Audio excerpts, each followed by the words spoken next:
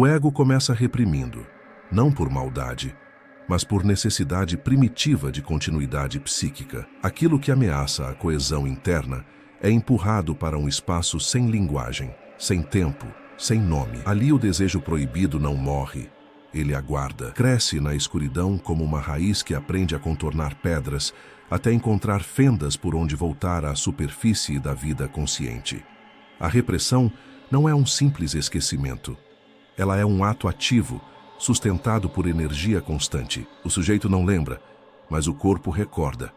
Lapsos, falhas de memória, dores sem causa, sonhos recorrentes, comportamentos que se repetem como rituais sem explicação aparente. O ego acredita ter selado a porta, mas apenas deslocou o ruído para os porões da alma. Cada repressão bem-sucedida constrói uma personalidade funcional e, ao mesmo tempo, um reservatório de tensão. Quanto mais civilizado o sujeito, mais sofisticado o recalque. O sorriso social frequentemente se apoia sobre impulsos enterrados que jamais foram elaborados, apenas silenciados. A normalidade torna-se um acordo com o inconsciente. Quando a repressão falha, o retorno do recalcado não pede permissão. Ele invade na forma de sintoma, fobia, obsessão, escolha amorosa destrutiva. O ego então se espanta com o estranho, sem reconhecer ali a própria criação.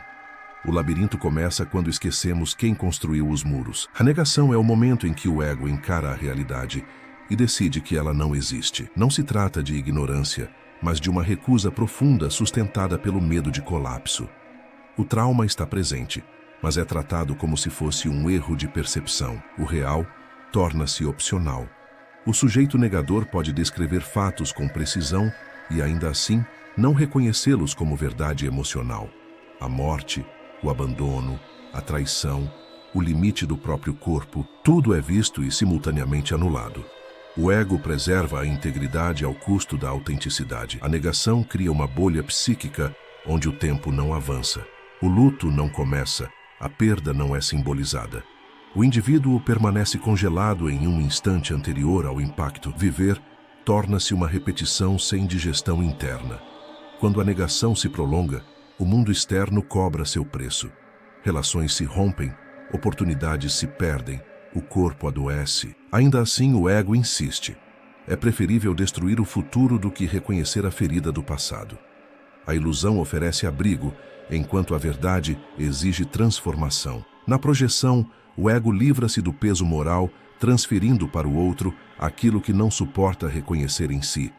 A agressividade, a inveja, o desejo proibido, tudo ganha um rosto externo. O mundo torna-se hostil porque carrega sombras que pertencem ao próprio sujeito. O projetor vive cercado de inimigos, críticos, traidores, ameaças constantes. Sua percepção é filtrada por conteúdos internos não elaborados. Cada acusação é uma confissão deslocada. Cada julgamento revela um ponto cego da própria psique. A projeção cria comunidades inteiras baseadas no medo e na perseguição. Grupos se unem não pelo amor, mas pelo ódio compartilhado. O ego coletivo encontra alívio ao apontar um culpado. A violência ganha justificativa moral. Enquanto a projeção governa, não há autoconhecimento, apenas vigilância. Olhar para dentro seria admitir a autoria daquilo que se condena fora. O labirinto se expande porque cada saída exige responsabilidade psíquica, algo que o ego teme mais do que o conflito externo. A racionalização é a defesa preferida dos que confiam no intelecto como escudo. O impulso nasce no inconsciente, bruto, intenso, sem ética, e o ego rapidamente produz uma explicação aceitável, elegante, socialmente plausível. O desejo se disfarça de argumento. Decisões tomadas por medo ganham nomes como prudência. Agressões se tornam sinceridade. Fugas emocionais recebem o rótulo de autonomia. O ego narra a própria história como se fosse neutro, enquanto edita silenciosamente os motivos reais. O sujeito racionalizante acredita na própria versão. Não mente conscientemente. Sua inteligência trabalha a serviço da defesa. Quanto mais brilhante o pensamento, mais convincente a mentira interna. A clareza lógica anestesia a dor emocional. A racionalização impede o encontro com a verdade afetiva. Sentir seria admitir fragilidade, contradição, dependência, o ego prefere compreender sem tocar, pensar sem atravessar, assim permanece intacto e distante de si mesmo. Na formação reativa, o ego não apenas rejeita o impulso proibido, ele o inverte. O ódio se converte em zelo exagerado, o desejo em moral rígida. Quanto mais intensa a virtude exibida, mais violenta a pulsão reprimida em seu núcleo. Esse mecanismo cria sujeitos irrepreensíveis em aparência e atormentados em silêncio. A energia psíquica é gasta mantendo a máscara em posição. Qualquer fissura ameaça liberar aquilo que foi transformado em seu oposto. A formação reativa sustenta discursos extremos, comportamentos inflexíveis, devoções excessivas. O ego acredita estar purificado quando, na verdade, está sitiado. A pureza funciona como muralha contra o próprio inconsciente. Quando a defesa cede, o colapso é abrupto. O amor vira ódio, a moral desaba. O desejo emerge sem mediação. O sujeito se confronta com aquilo que sempre combateu e descobre tarde que a guerra era interna. No deslocamento, o afeto não desaparece, apenas muda de endereço psíquico.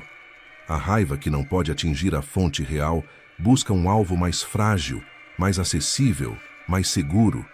O conflito original permanece intocado, enquanto a descarga emocional encontra saídas laterais socialmente toleráveis. O ego opera como estrategista silencioso, preserva vínculos essenciais, desviando a intensidade para objetos substitutos. A explosão parece desproporcional, porque não pertence à cena atual. Carrega a carga de uma história anterior nunca enfrentada. O sujeito reage com fúria, onde deveria haver leveza, e permanece apático, onde deveria haver dor. Essa distorção afetiva não é incoerência moral, mas engenharia defensiva funcionando com precisão inconsciente. Com o tempo, o deslocamento cristaliza padrões repetitivos. Sempre alguém paga por uma guerra que não iniciou. O labirinto se aprofunda porque a origem do afeto jamais é tocada, apenas contornada em trajetórias cada vez mais longas. Na sublimação, o ego encontra uma saída rara e sofisticada. A pulsão não é negada nem mascarada, é transmutada em criação simbólica. Aquilo que poderia destruir passa a edificar, aquilo que poderia ferir passa a produzir sentido. A angústia vira obra, a obsessão vira método, a agressividade vira construção coletiva. O conflito interno ganha forma socialmente valorizada sem perder sua força original. O inconsciente não é silenciado, é convocado. A sublimação exige tempo, estrutura e tolerância ao conflito. Não surge como alívio imediato, mas como destino possível da energia pulsional. O ego aprende a negociar com o desejo sem precisar expulsá-lo. Ainda assim, a tensão não desaparece, apenas muda de nível. O impulso continua ativo, agora vestido de significado. Criar torna-se uma forma de convivência com o abismo, não sua negação definitiva. Na intelectualização, o ego se refugia no pensamento para não tocar o afeto. A dor vira conceito, a perda vira teoria, o trauma vira objeto de análise. Sentir é perigoso demais. Pensar oferece distância e a ilusão de controle. O sujeito narra experiências devastadoras com precisão clínica e neutralidade emocional. Conhece os nomes das emoções, mas não as atravessa. A mente constrói mapas detalhados de territórios nunca habitados. Esse mecanismo nasce frequentemente em contextos de sofrimento precoce. Quando sentir significou ameaça, o intelecto assume o comando. Compreender torna-se mais seguro do que viver. A intelectualização protege, mas empobrece. O contato humano perde calor, a experiência perde densidade. O labirinto torna-se organizado e silencioso. Um espaço onde nada dói porque nada realmente acontece. Na identificação, o ego absorve traços do outro para reduzir a ameaça que ele representa. Tornar-se semelhante ao agressor cria uma sensação ilusória de controle. Se eu sou como ele, não posso ser destruído por ele. Essa defesa emerge em cenários de violência, humilhação ou abandono. A voz que feriu é introjetada e passa a habitar o discurso interno. A crueldade externa transforma-se em disciplina íntima. O sujeito acredita ter se fortalecido, mas frequentemente apenas se adaptou à opressão. Abandona partes autênticas para sobreviver adotando um modelo imposto. A identidade nasce sob coerção silenciosa. Com o tempo, já não distingue o que é próprio do que foi incorporado. Vive representando uma força que nunca escolheu.